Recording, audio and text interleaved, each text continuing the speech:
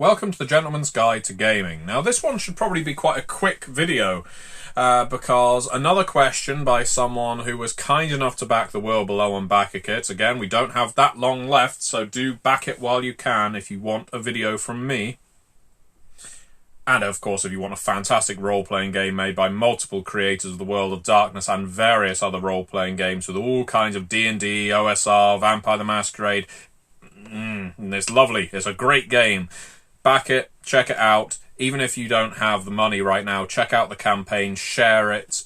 Any of that is helpful. We're in our last few days, so anything we can do to get that figure up even higher is wonderful. Anyway, this will probably be quite a quick video because one of the questions I received by a backer at the cartographer tier of The World Below, which is the minimum you need to back at before I will make a video for you, was what's been my favourite Vampire the Masquerade book to work on? And that is actually a surprising question because I haven't considered that for a long time. I mean, the last Vampire the Masquerade book I worked on was Boston by Night, which you can still get from, I think, Epic Games. I think that's where you have to buy it. It's not on Drive-Thru RPG or from Renegade. So yeah, you have to seek it out, but that's the last one I worked on. But I wouldn't say Boston by Night was my favourite. I really enjoyed working on it when it was New England by Night, but it was cut down quite substantially for release by about 2/3. And so the product that is remaining, while I think it's still decent, it isn't what I had in mind when I originally wrote it. So not that one. We could probably knock loads off. We could work it like this. In that case, yeah, let's work it like that. I wouldn't put Anarch or Camarilla on there. Anarch wasn't really... I didn't really contribute a huge amount to that. I wrote the Ministry, of course, because I wrote the Vampire the Masquerade clans for V5 up to the Companion, I should add. Did I add anything else to Anarch? I don't think I did, unless there was some material that was moved from the V5 core to it. And Camarilla, I had more of a hand in, but I don't know. In retrospect, I think that one's a bit of a mess. I think there's good ideas in there, but I think they needed to be formed and ordered. It would have gone against the design philosophy of V5 at the time. There was a philosophy to actually have it in a digestible format. It's more of a blah, that book, Anarch especially. And so, yeah, I find it difficult to love that book. I like it. I like a lot of the content that's in there, but yeah. It is also... Let's add again, I mentioned it in the Beckoning video, probably the first V5 book, so the second release maybe. The first V5 book that basically includes Elders and Methuselahs again, so much for the Beckoning affecting everybody. But I talk about that in the Beckoning video, so do check that out if you haven't. Anyway, so with the V5 books remaining, it would be difficult to have any of the stretch goals for Chicago or Cults of the Blood Gods as a favourite, though I am still very fond of Let the Streets Run Red and Trails of Ash and Bone. And the reason I like those books so much is because people, I think, underestimate how damn difficult it is to write chronicles as in playable stories for Vampire. Given what a social game it is, how things can change in the game based on simple social interactions and choices characters make that you can't account for before the game, then it makes writing chronicles difficult without making them intensely linear. And I think we presented across those two books 8 different chronicles that have completely different feels to each other and really do a decent job. I think they're undervalued. But, you know, not everyone wants to write a pre-written or run a pre-written adventure. I get that. But I think that they deserve praise for the work the writers did. Not necessarily what I did as the developer, although I did contribute to Chronicles. So you know, I expect some praise. So, Children of the Blood was fun, but it's ultimately a folio of characters, and so I can't say that was my favourite. Forbidden Religions is likewise a fun book, can really turn your vampire game into some odd directions. Then we got Chicago Folios, which I kind of put in the same bracket as Forbidden Religions. A lot of fun, but I don't think I could put it as a favourite. So, what are we left with? Trying to remember all the vampire books. I'm only going through the V5 ones right now.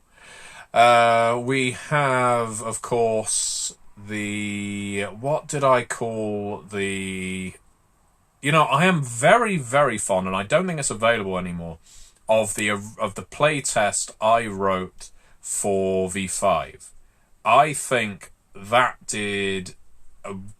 it's odd to praise my own work. I appreciate that. But I was really happy with that adventure. It's the one with the circulatory system set in Gary. Rusted Veins. There you go, Rusted Veins. I couldn't remember the name of it for a moment there. Yeah, I kind of wish we had expanded that into a full scenario, but I think as a capsule, as a one-shot, it really works very, very well and sells what V5 is about in a way that I'm not sure every subsequent book, including ones I've worked on, have managed. It's interesting what we were able to achieve in such a condensed book, but I'm really happy with Rusted Veins, and I don't think you can get it anymore, though I'm sure it's floating around somewhere. So Rusted Veins is up there, which might surprise some people because of what a slim book it is. But I'm still proud of the content that made it into that one. So then we got Chicago by Night and Cults of the Blood Gods, two pretty damn big ones. I won't include Fall of London. I had very little involvement in that, and I've spoken about that before. So, Cults of the Blood Gods and Chicago by Night.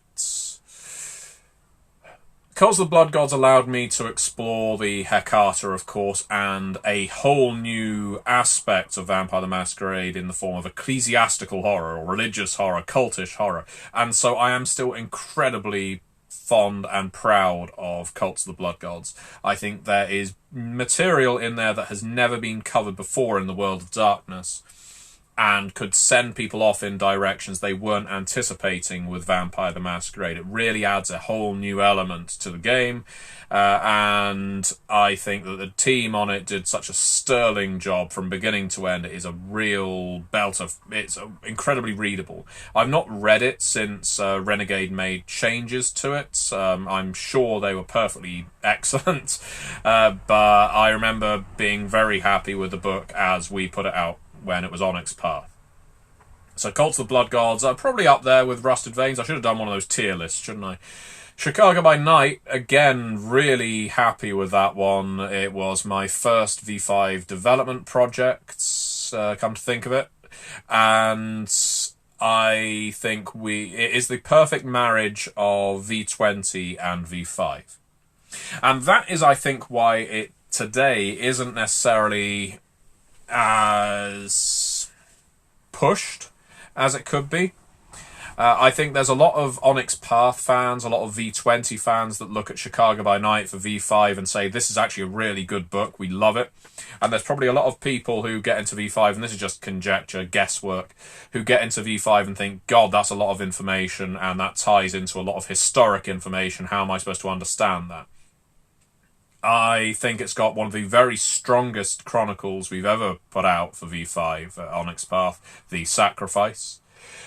And I think artistically as well, it is incredibly comprehensible. And by that I mean a lot of people came to V5 Camarilla and Anarch and thought, ugh, how do I read this thing?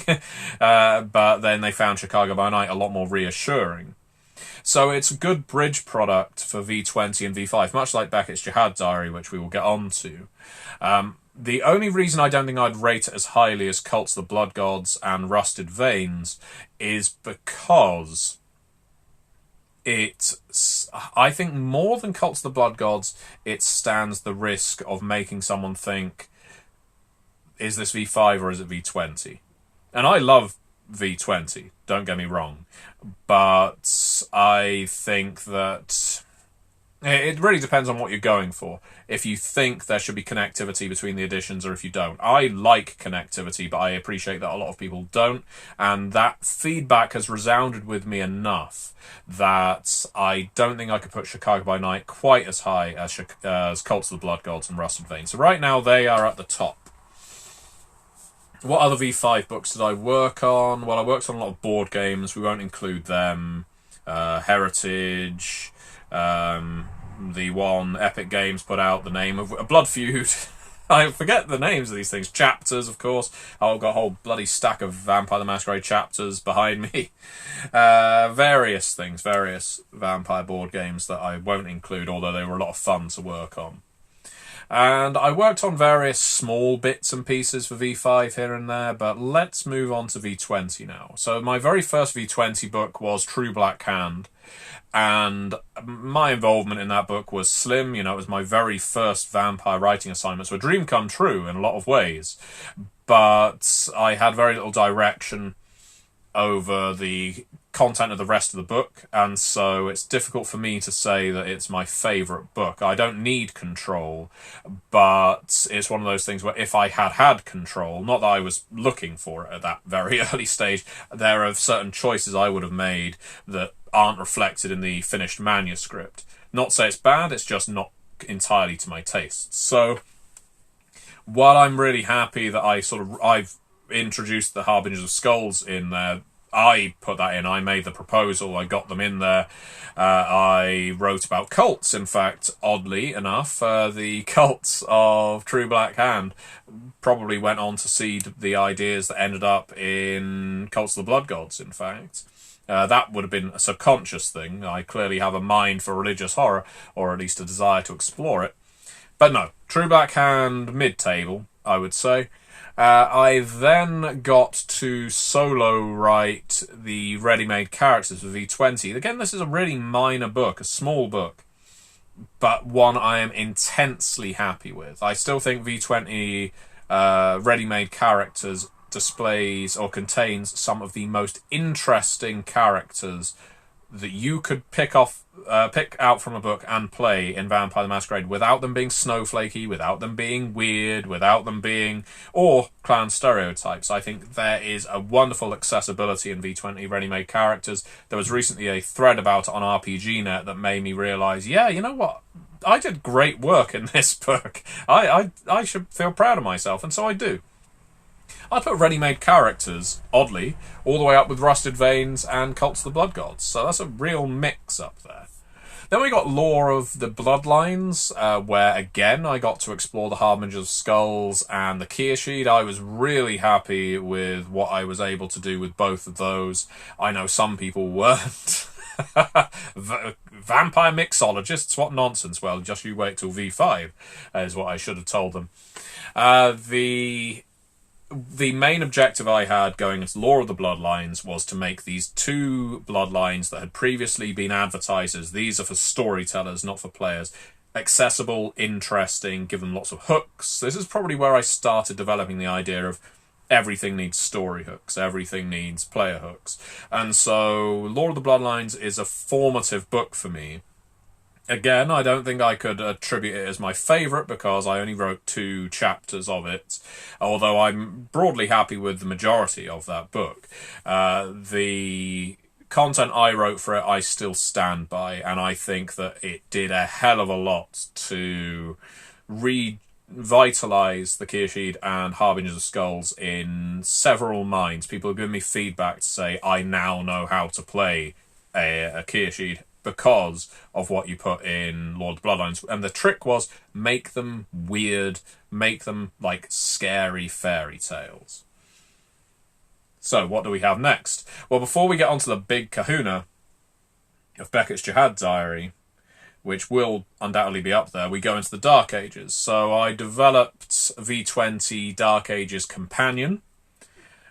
a book that is like it's kind of geography, but it also has lots of apocrypha for different clans that gives you all kinds of different rule variants and options. Again, we explore some of that Hecata stuff that I mentioned in the previous video in it. We explore a vast array, well, I say vast array, a large chunk of the world in that book, in that we have a domain in Britain, we have a domain in, I think, Iceland or Norway. We've got, again, it's been a while, we've got a domain in India, we've got a domain in Africa. We try to cover a lot, and of course we revisit Constantinople for the first time since Constantinople by Night, because it was never visited in Dark Ages Vampire, it was only in Vampire the Dark Ages. So yeah, I'm really fond of V20 Dark Ages Companion. It was my first vampire development project, so I think I should have reason to feel happy with it. Though I can now look back on it and see where there are some rough edges, where I was maybe a little indulgent as to my favourites in terms of content, and where I probably could have made it more story hook and storyteller friendly. So it's close to the top tier, but it isn't quite Rusted Veins, Cults of the Blood Gods, ready-made characters territory. Tome of Secrets, I ended up writing a significant proportion of, and I am still, although some of the mechanical aspects in retrospect are a little flaky, I'm still really happy with some of the ways I explored Coldenism, the necromantic path that I introduced for the Rossellini. There was some unholy stuff in there. What was it? The dark thaumaturgy I got to explore in there. Setite sorcery. Yeah, I did quite a lot in that book, and I'm still really happy with it. I know this may be really dull to hear, because you might be thinking, surely he should be ashamed of some of the things he's written. No, the things I'm not happy with, I'm just pretty much bypassing and saying, no, that's not on the top of the list. The ones I'm lingering on are the ones I've got fond memories of. So, yeah, Tome of Secrets might be up there. The only reason it isn't quite at Cults of the Blood Gods level is a simple one. The content that I didn't write. There's some content in Tome of Secrets that I think is stellar. I think it's great. There's some content in Tome of Secrets that I don't think is strong, and I think it could have done with another pass or another phase of review. It's the kind of thing where these days with Onyx Path we would catch things with errata, and we didn't do errata at that time, so it's one of those things. This is more of an attention to detail thing. So while there are plenty of books that I can love or loathe based on overall quality, Tome of Secrets is, again, broadly something I really like. But when it comes to detail, that's where the devil is. So then we get onto Becket's Jihad Diary. And Beckett's Jihad Diary was a labour of love. It was me pouring all of this Vampire the Masquerade metaplot into one book. I did it with Neil Raymond Price, co-developer, who was fantastic. I wasn't supposed to be on this book other than maybe as a writer, but I ended up pushing to become a co-developer because I could see the sheer amount of the sheer quantity of information that was needed and the amount of work Neil was going to have to do. So I said, do you mind if I step in as co-developer? It was seen as a good idea, so in I went. And through both developing that book, writing a fair amount, and then when other writers had to drop or were let go for whatever reason, I stepped in and wrote their material too. I ended up contributing as a writer a vast portion of Beckett's, and as a developer I developed the whole thing with Neil. So this book can very easily be seen as a Neil and Matthew or a Raymond Price, or just Price, and Dawkins production, with Onyx Path, of course, being a major player, given they put the money up for all the damn art, and there's a lot of art in this one. It's also a visually stunning book. It's a love letter to people who... Well, love letter to vampire by people who love vampire. If you love vampire metaplot, you will love Becket's Jihad Diary. If there's a piece of lore you want to involve in your game, you go to Becket's Jihad Diary. If you want to see the seeds for V5, you go to Becket's Jihad Diary. And now, a peek behind the curtain, because I always love doing these...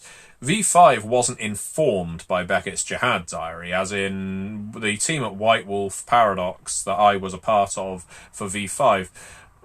They weren't reading Beckett's Jihad Diary and saying, oh, we need to use this and this and this and this. The bits from Beckett's Jihad Diary that ended up in V5 were the bits I added to V5 because I was continuing the work Neil, myself, and the rest of the team had added.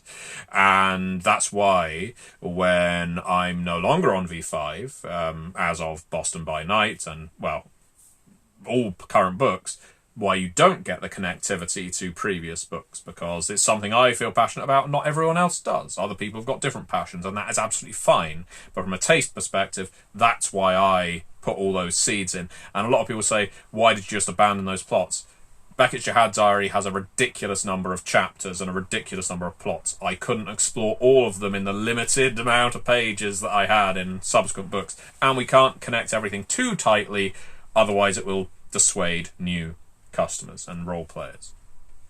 So with that said, Beckett's Jihad Diary, it was a labour of love, an opus, if you like, because all those years I spent talking to a camera about vampire were distilled, and not distilled very well, because Beckett's Jihad Diary is still a sprawling book, into Beckett's. So it should rightly rank as my favourite, because it's the biggest ordeal. It's the one that I spent the most time on. It's the one I poured the most energy and resources and knowledge into. It's the one I had to do the most research for. And yet, yeah, here's the surprise, it isn't my favourite. I love it. I think Beckett's Jihad Diary is fantastic, and it's a book everyone who likes vampire should buy. But now that I've spoken about all of them, and I had no plan going into this other than to just remember them as best as I could, now that I've spoken about all of them, I think my favourite one has got to be London, The Fall of London. Yeah. No, not really.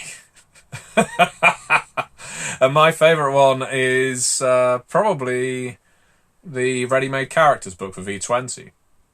Yeah, this time I'm not going to laugh or I'm not mocking you.